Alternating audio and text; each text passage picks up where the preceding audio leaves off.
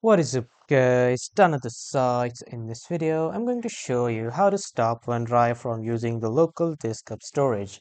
So first you need to head over to your OneDrive's application by just simply typing onedrive.com, and then you need to log in with your OneDrive account credentials.